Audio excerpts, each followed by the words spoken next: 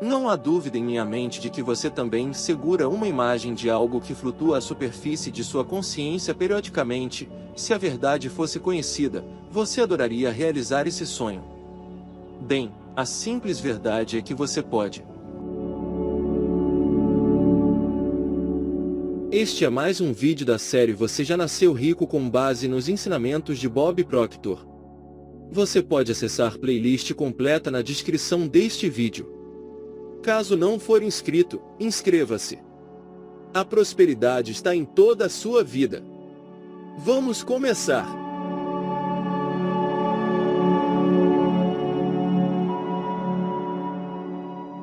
Considere, por exemplo, o indivíduo que mergulha de um alto penhasco em um corpo raso de água, simplesmente porque foi desafiado a fazê-lo por um grupo de colegas. Embora a pessoa em questão tenha medo de mergulhar, por alguma estranha razão ela tem ainda mais medo do que os outros possam dizer a ela, ou mesmo pensar sobre ela, se ela optar por não mergulhar. Claramente, o medo da pessoa de mergulhar é perfeitamente razoável, tendo em vista o fato de que ela não teve absolutamente nenhum treinamento como mergulhador. Além disso, como resultado de sua falta de treinamento, quando ele contempla o que poderia acontecer se ele mergulhasse, ele se visualiza sendo gravemente ferido. Obviamente, para um indivíduo como este ir em frente e mergulhar, seria extremamente tolo para dizer o mínimo e as ações da pessoa teriam que ser consideradas irresponsáveis pelos padrões de qualquer um. Por outro lado, no entanto, se essa mesma pessoa treinou para se tornar um mergulhador profissional e se ela fosse hábil em levar em consideração todos os vários fatores, ou seja, se ela fosse capaz de se visualizar realizando com sucesso todos os movimentos necessários, como nadar até a praia, pisar na terra ileso, etc., então seria uma situação totalmente diferente. Pois embora a pessoa ainda estivesse correndo um risco definido, ninguém poderia acusá-la de agir de forma irresponsável. Considere por um momento os dublês que trabalham na indústria cinematográfica.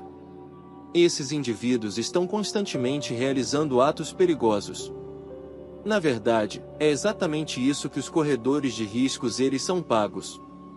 Mas não se deixe enganar, pois os homens e mulheres que realizam essas acrobacias não são amadores de forma alguma. Todos são profissionais competentes, altamente qualificados no desempenho de seu ofício perigoso. Eles sempre verificam e, em seguida, verificam cada cálculo, antes mesmo de fazer o movimento mais simples. Como resultado dessas precauções, eles raramente se machucam.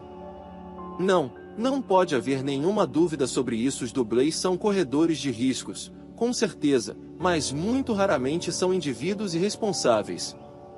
Investimentos agora. Volte sua atenção para a pessoa que investe suas economias suadas em um empreendimento do qual praticamente nada sabe. Talvez alguém, possivelmente um parente que a pessoa tem em alta estima, tenha sugerido que esse investimento era uma ótima ideia e que os investidores poderiam obter uma taxa de retorno extraordinariamente alta. Suponha, além disso, que, apesar das sérias dúvidas da pessoa sobre entrar no empreendimento, ela também está sendo fortemente motivada pela ganância, para buscar a maior taxa de retorno possível que pode ser obtida com o dinheiro investido. Finalmente, suponha que, apesar do tremendo medo de perder, a pessoa decida ir em frente e fazer o investimento de qualquer maneira. O que acontece depois? Depois de feito o investimento, a maior parte das horas de vigília da pessoa provavelmente serão gastas, preocupando-se com o investimento, e visualizando-se reduzido a um estado de extrema pobreza. É bastante claro, portanto, que esse tipo de comportamento deve ser considerado o oposto da responsabilidade financeira e a pessoa envolvida deve ser considerada imprudente e irresponsável, em vez de um tomador de risco de boa fé. O resultado usual em uma situação como essa é previsível, se não agradável. O indivíduo em questão perde o dinheiro, sem falar na antiga amizade do indivíduo que originalmente sugeriu o investimento. A razão é que pessoas tolas e irresponsáveis raramente se culpam por cometer tais erros. Por outro lado, porém, se essa pessoa ouviu atentamente a sugestão de seu amigo ou parente e depois estudou a situação por si mesma, ela poderia ter formado uma opinião baseada em um conhecimento sólido, e não em boatos, e que foi motivada por um interesse genuíno. em vez de simples ganância. Nesse ponto, o indivíduo poderia ter avançado e investido uma quantia em dinheiro que não colocaria em risco sua situação financeira total. Então, ao reunir mais informações com base na experiência real, ele poderia ter aumentado gradualmente seu investimento se tal ação parecesse ser do seu interesse. Claramente, se nosso indivíduo hipotético seguisse este segundo curso de ação, ele certamente estaria correndo um risco. No entanto, ninguém poderia dizer com razão que ele estava se comportando como um tolo ou uma pessoa irresponsável. Além disso, mesmo na eventualidade de essa pessoa ter feito um julgamento ruim e perdido seu dinheiro, isso teria sido tudo que ele perderia. Pois ele ainda teria sua amizade e ele ainda teria seu próprio respeito próprio, porque perceberia que era culpado de nada mais do que um erro de julgamento. Um benefício adicional dessa segunda abordagem é que o indivíduo não rejeitaria automaticamente futuras possibilidades de investimento, caso surgissem. Tenho certeza de que você está recebendo minha mensagem em alto e bom som. Os que correm riscos são pessoas conhecedoras que estudam as situações cuidadosamente, têm confiança em suas próprias habilidades e têm uma autoimagem muito saudável. Dito de forma mais sucinta, podemos dizer que os que correm riscos, ao contrário das pessoas irresponsáveis, não são tolos. Falhas nos negócios. Considere o seguinte: se alguém examinasse as estatísticas sobre o número de falências de negócios a cada ano, sem estudar de perto cada situação separadamente, poderia facilmente concluir que abrir um negócio por conta própria é um ato irresponsável. No entanto, esse não é o caso. A verdade é que muitas das pessoas que entraram em falência nunca deveriam ter aberto um negócio por conta própria, seja porque não estavam devidamente preparadas para tal empreendimento ou porque simplesmente não sabiam o que eles estavam fazendo. Eles não tinham a habilidade, o conhecimento ou o suporte adequado para fazer seus negócios decolarem. Tenha em mente que, embora a maioria das novas empresas leve pelo menos 3 anos antes de se estabelecerem adequadamente, algumas dessas pessoas não permitiram 3 meses, ou mesmo 3 semanas, para dar uma chance ao seu negócio. Também é significativo notar que, antes de começarem por conta própria, muitas dessas pessoas eram aqueles funcionários que achavam que seu chefe era incompetente, ou os donos da empresa que os empregavam não sabiam o que estavam fazendo. Obviamente, todos os que falham em iniciar um novo negócio não se enquadram nessa categoria, mas certamente há muitas pessoas que o fazem. No entanto, apesar das estatísticas lamentáveis, certamente existem muitos indivíduos que assumem riscos que conseguiram estabelecer seus próprios negócios. Por exemplo, considere a história de meu bom amigo, Bob McCrary. Bob havia trabalhado na indústria eletrônica por muitos anos, e embora nunca tivesse ganhado o que se poderia considerar muito dinheiro, ele certamente ganhava uma renda acima da média. Ele tinha sua própria casa, criou 3 lindas filhas e conseguiu tudo isso enquanto trabalhava para outra pessoa. Mas, apesar de seu sucesso indiscutível, Bob nutria o desejo de abrir um negócio próprio e suponho que o medo era a única coisa que o impedia de fazê-lo. A verdade é que, com todas as coisas que ele tinha a seu favor, Bob não podia deixar de ter sucesso. Infelizmente, porém, ele não sabia disso porque nunca havia estado sozinho antes. Além disso, ele havia sido criado para acreditar na velha ideia, que uma pessoa deveria conseguir um bom emprego estável e depois trabalhar para receber uma pensão. Ainda assim, persistiu o desejo de Bob e sua esposa Pat de trabalhar em seu próprio negócio. Eventualmente, cresceu até o ponto em que eles foram realmente capazes de visualizar seus negócios operando com sucesso.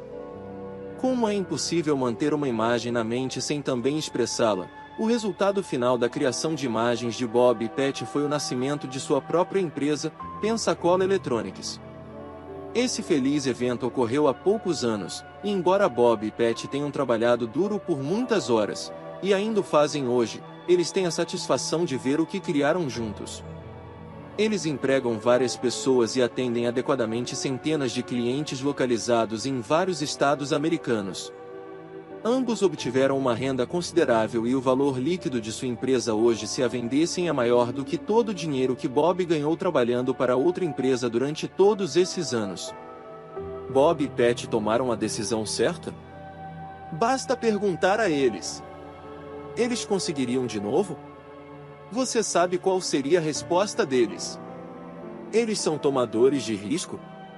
Eu não acho que haja qualquer dúvida sobre isso. Bob e Pat McCrary deixaram seus empregos e investiram muitos milhares de dólares para fazer algo que nunca haviam feito antes. Eles não tinham nenhuma garantia por escrito de que teriam sucesso em seu empreendimento, mas não eram irresponsáveis, nem estavam agindo de forma imprudente. Eles estavam com medo? Bem, nunca perguntei a eles diretamente, mas depois de estudar a natureza humana por quase 20 anos, sinto-me bastante confiante em afirmar que sim. O ponto importante para nossos propósitos é que, apesar de sua apreensão, eles tiveram a coragem de agir diante de ser uma pessoa que analisa uma situação cuidadosamente, se prepara de acordo e então enfrenta o medo com a imagem do sucesso em mente. É uma pessoa que assume riscos genuínos. Além disso, como você já sabe, os que assumem riscos raramente perdem, e mesmo quando fazem, eles geralmente voltam para tentar novamente. Em outras palavras, os que assumem riscos vivem vidas emocionantes e criativas, porque estão vivendo o tipo de vida que todos nós devemos viver. Então coloque um sorriso no rosto, porque a partir deste momento, você também pode se tornar um verdadeiro tomador de riscos. Como? Simplesmente fazendo o que você sempre sonhou de vez em quando por meses, ou possivelmente até anos. No grande musical South Pacific, Mary Martin cantou: "Se você não tem um sonho, se eu não tenho um sonho, como vamos realizar um sonho?" É minha convicção que cada um de nós tem o seu próprio sonho.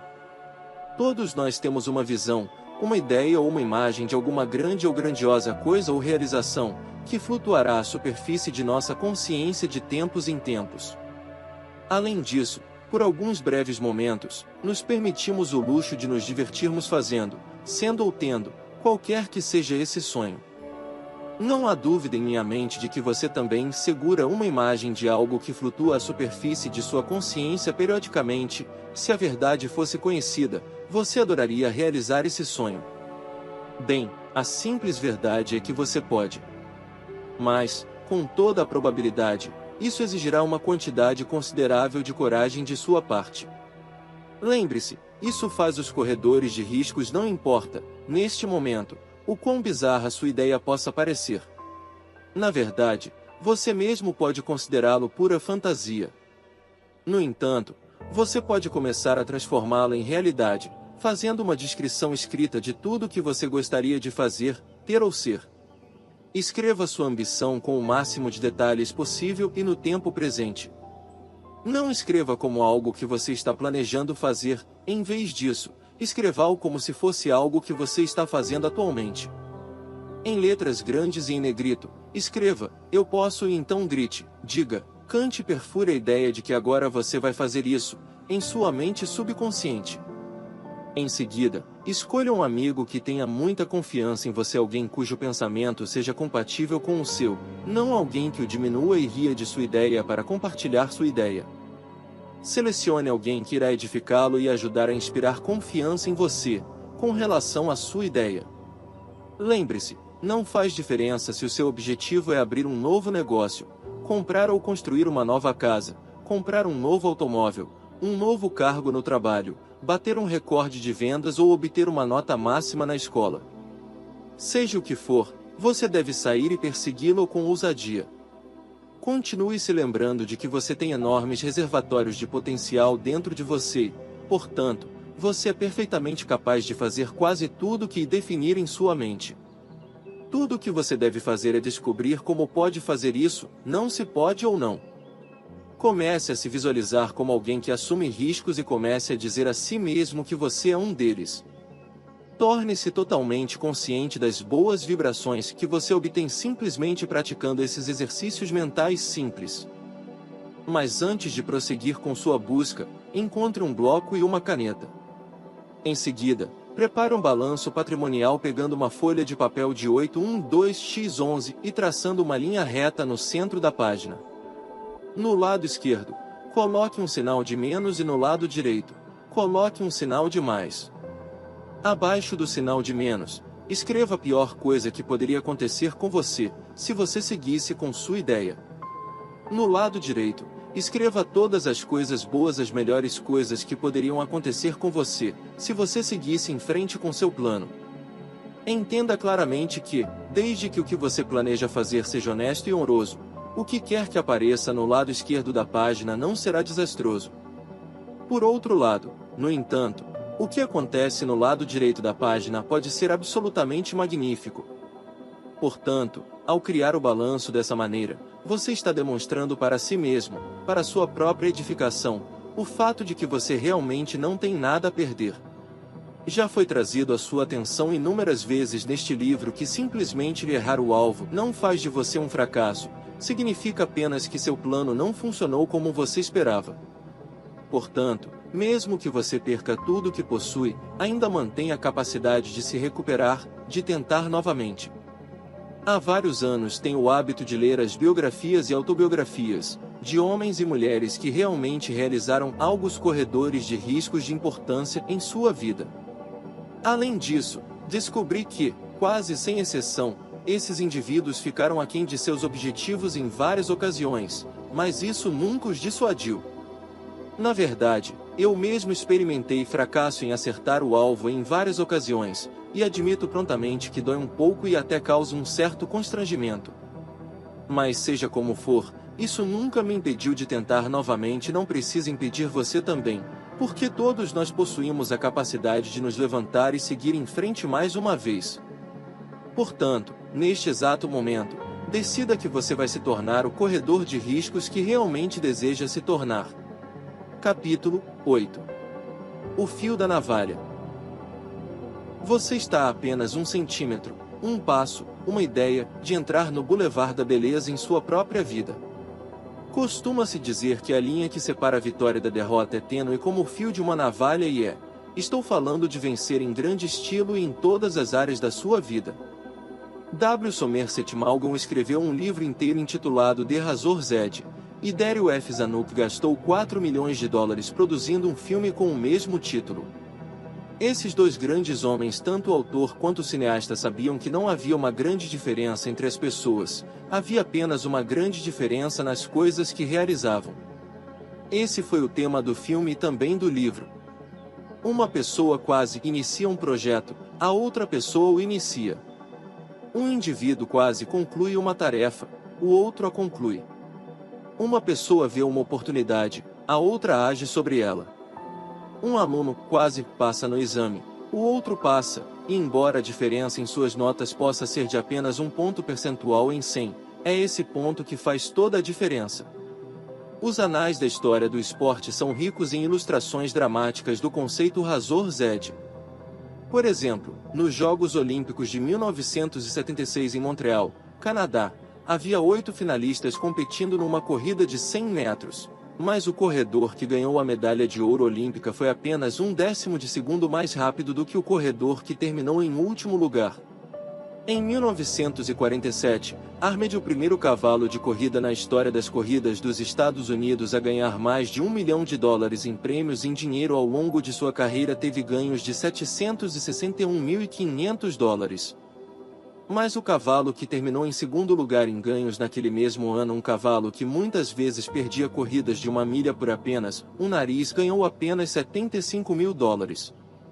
Agora, se alguém olhasse apenas para seus ganhos, pareceria que Armed era 13 vezes melhor que seu concorrente mais próximo. No entanto, quando você compara os tempos que realmente foram registrados por esses dois cavalos em suas corridas, você descobre que ele realmente não era nem 4% superior. Agora, você pode ter crescido com a ideia de que algumas pessoas têm e outras não. Ou, porque algumas pessoas são muito melhores do que outras, elas desfrutam muito mais da abundância da vida. Mas quero que você entenda, aqui e agora, essa ideia é absolutamente falsa. Pois você é tão bom, ou tão poderoso, quanto qualquer um que você veja, conheça ou mesmo ouça falar. Lembre-se, uma vez que a diferença entre eles e você está apenas na área de realizações, e uma vez que há algo que você pode fazer para melhorar muitos resultados que está alcançando atualmente, você tem potencial para se tornar ainda mais bem-sucedido do que eles. Talvez você já saiba fazer o que os outros estão fazendo. Se não souber, pode aprender, e, como o seu poder potencial é ilimitado, você pode fazer coisas ainda maiores do que eles estão fazendo agora. Algo que você deve fazer para ter mais sucesso pode não ser o que você pensa. Mas seja o que for, tenha certeza, você é perfeitamente capaz de fazê-lo. Tenha sempre em mente, no entanto, que porque o mundo de cada pessoa é um pouco diferente, algo que você deve fazer não é necessariamente a mesma coisa que a pessoa com quem você vive ou trabalha deve fazer. No entanto, não há dúvida de que você acabará descobrindo o que deve fazer. Portanto, decida-se imediatamente quando descobrir o que é o fio da navalha para você, você o fará. A história de Ray Dalio. Enquanto escrevia este capítulo, um amigo muito querido, Ray Dalio, telefonou para me agradecer por uma ideia que eu lhe dera. Mas antes de lhe contar qual era essa ideia, permita-me dar-lhe algumas informações básicas. Ray Dalio trabalha para uma grande seguradora em Toronto e todo mês de outubro sua empresa realiza um concurso conhecido como o Mês do Presidente. Todos os vendedores da empresa se preparam para este concurso e cada um deles atinge seu nível máximo de produtividade. Sua recompensa, se vencerem o concurso, é fama e fortuna. A empresa sempre reconhece seus líderes comprovados. Como faz todos os anos, Ray teve um mês do presidente excepcional. Mas, mantendo a prática de anos anteriores, ele planejava relaxar um pouco em novembro, ou pelo menos voltar ao que considerava produção normal. Enquanto conversava com ele uma tarde, porém, notei que seu habitual alto grau de entusiasmo havia se estabilizado consideravelmente. Eu sabia que algo estava errado, então perguntei o que o estava incomodando. Ele então explicou que estava passando por uma grande decepção, agora que seu grande mês havia chegado ao fim. Na tentativa de levantar o ânimo de Ray, fiz-lhe a seguinte pergunta: Ray, o que você faria com a comissão extra que ganharia se repetisse sua apresentação de outubro e novembro? Na verdade, ele ganhou 3 vezes sua renda mensal normal em outubro. Vendo o verdadeiro significado por trás da minha pergunta, o rosto de Ray se iluminou consideravelmente e um largo sorriso apareceu em seu rosto. Então acrescentei rapidamente: nós dois sabemos que você é bastante capaz de repetir sua apresentação de outubro e novembro, não há absolutamente nenhuma dúvida sobre isso. A essa altura, Ray estava totalmente convencido de que não apenas era capaz de repetir sua performance, mas definitivamente a repetiria. Ele disse, com sua confiança e vigor habituais totalmente restaurados: tudo bem, Bob, vou fazer isso. O fio da navalha. Ele conseguiu. Ray Dalio bateu seu próprio recorde de outubro e novembro. Pense na diferença que isso fará em sua renda anual, sem falar em sua posição na empresa. Você apenas sabe que ele duplicará ou melhorará seu desempenho em novembro próximo, após o mês do presidente. O algo para Ray Dalio acabou por ser nada mais sofisticado do que decidir fazer a mesma coisa em novembro, o que já havia feito em outubro. Talvez você esteja dizendo para si mesmo: qualquer um poderia ter descoberto isso, e você está certo, eles poderiam. Mas há alguns milhares de pessoas vendendo para a mesma empresa para a qual a Ray vende e aposto dólares em rosquinhas que não houve outras 5 que venderam. Vince Lombardi, ex-treinador de futebol do excelente time de futebol Green Bay Packers, descreveu muito bem o conceito Razor Zed no futebol quando disse: a maioria dos jogos é vencida ou perdida nos últimos 2 minutos do primeiro e do segundo tempo. Mas o que Lombardi é mais lembrado com relação ao fio da navalha do futebol é o conceito de segundo esforço, que ele introduziu para a edificação de seus jogadores. Em poucas palavras, o conceito de segundo esforço significava simplesmente que, quando um jogador era inicialmente parado pelo time adversário, ele sempre avançava uma segunda vez, com o impulso adicional de um segundo esforço. Agora, apenas considere a tremenda diferença que você poderia criar em sua própria vida se adotasse uma atitude mental semelhante. Por exemplo, se você é uma pessoa que trabalha com vendas e atualmente vende apenas 3 unidades por semana, quais seriam as consequências para você se decidisse fazer uma venda adicional por semana, por meio de uma aplicação consciente do segundo esforço? Conceito? Bem, semanalmente, pode não parecer um grande avanço. No entanto, Visto ao longo de toda uma carreira, isso equivaleria a mais de 2.000 vendas extras. Além disso, do ponto de vista monetário, isso significaria que você realmente receberia uma renda extra de 10 anos ao longo de uma carreira de 40 anos. Isso uma venda seria a diferença Razor Z, que poderia catapultá-lo para as grandes ligas em sua carreira escolhida. Triunfo de Milt Campbell, um indivíduo que descobriu a diferença do fio da navalha por si mesmo, em sua própria vida, é Milton Campbell. Veja bem, Milt foi aos Jogos Olímpicos em 1952, para competir no evento de decathlon. Ele se apresentou com distinção, terminando em segundo lugar no mundo e, como resultado, trouxe para casa uma medalha de prata olímpica. No entanto, a ambição de Milt sempre foi ganhar a medalha de ouro olímpica. Portanto, quando ele voltou para casa, ele deu aquele segundo esforço e começou seu programa de treinamento novamente. Nos 4 anos seguintes, Milt Campbell dedicou-se obstinadamente a um cronograma de treinamento, que culminaria com a conquista da medalha de ouro olímpica para seu país nos Jogos Olímpicos de 1956. Após essa conquista espetacular, tive o prazer de falar com Milt em várias ocasiões. Muitas vezes ele me confidenciava que muitos dos atletas com quem competia no colégio eram muito superiores a ele naquela época. Mas em algum momento eles tomaram a decisão de abandonar a carreira esportiva e o diferencial de Milt no fio da navalha foi que ele continuou treinando. O resultado no dia em que colocaram a medalha de ouro em Milt, ele foi reconhecido como o melhor atleta do mundo. Uma das ilustrações mais poderosas da linha tênue que separa ganhar de perder foi revelada nas filmagens do filme The Razors. Borda. O elenco do filme era composto por 8 atores principais e 8 substitutos. Ou seja, cada principal tinha um substituto para fazer o trabalho árduo, cansativo para ele, enquanto as estrelas faziam o resto.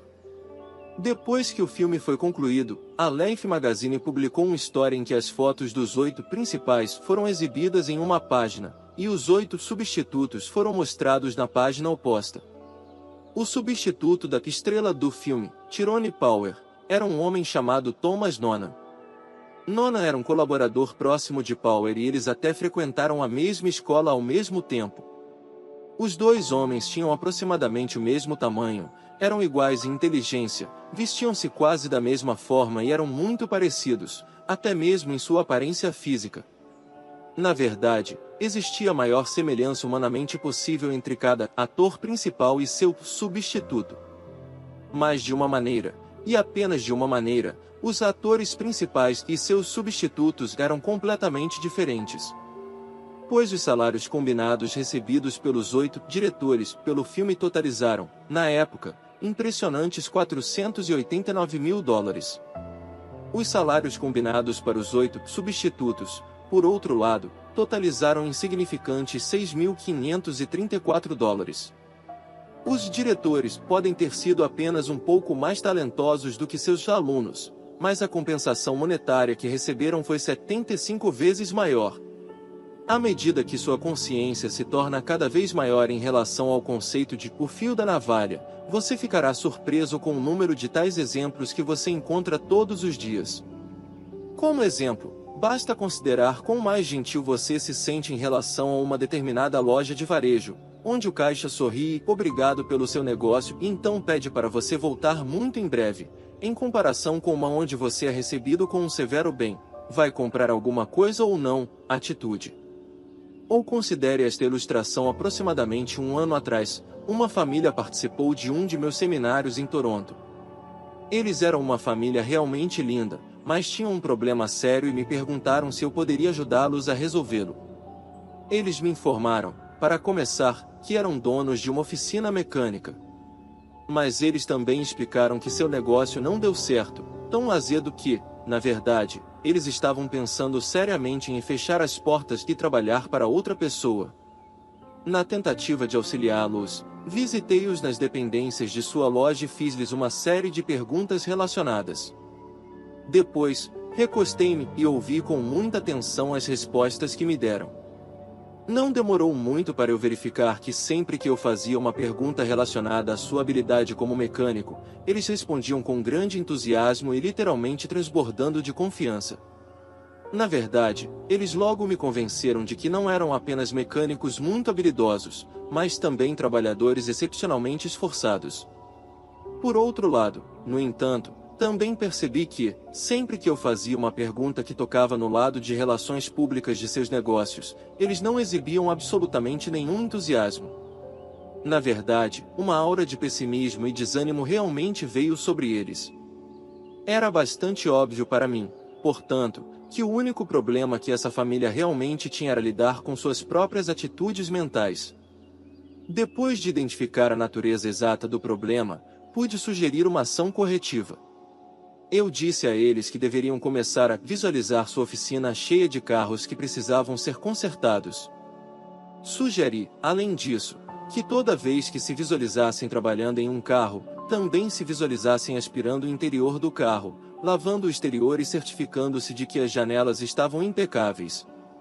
Eu mostrei a eles que, como a maioria das pessoas não entende muito sobre os aspectos mecânicos de um carro, a única coisa que eles notariam seria como ele parecia.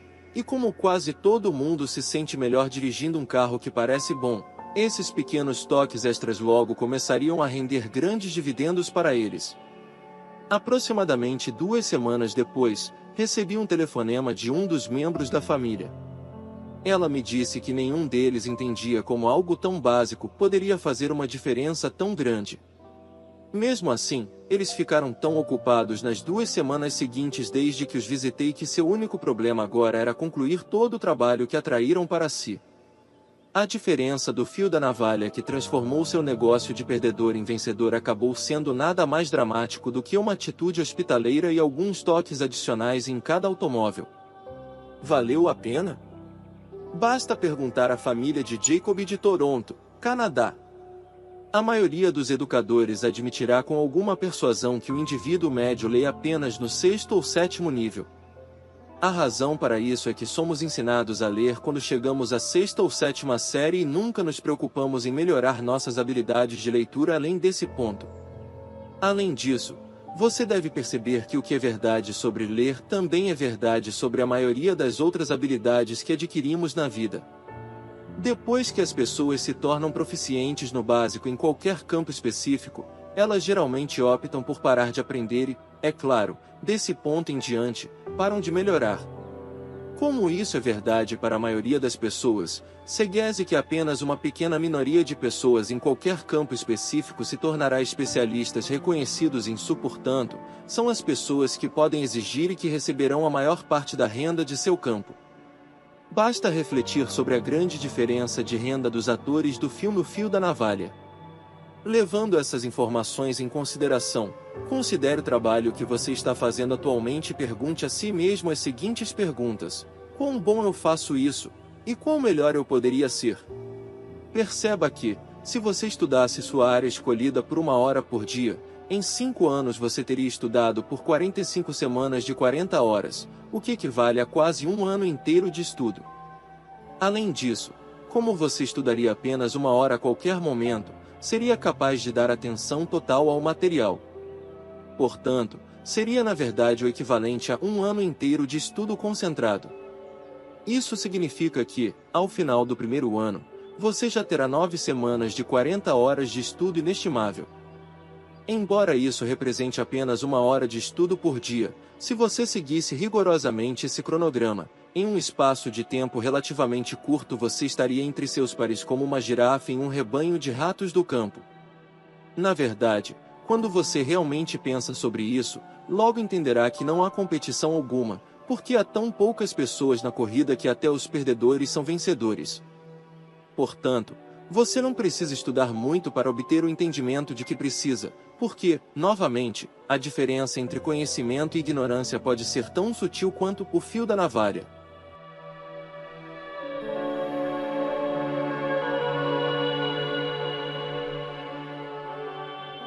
Este vídeo tem continuação. Acesse playlist completa na descrição ou clique no vídeo na tela. Se você chegou até aqui, comente: eu sou milionário. Gratidão.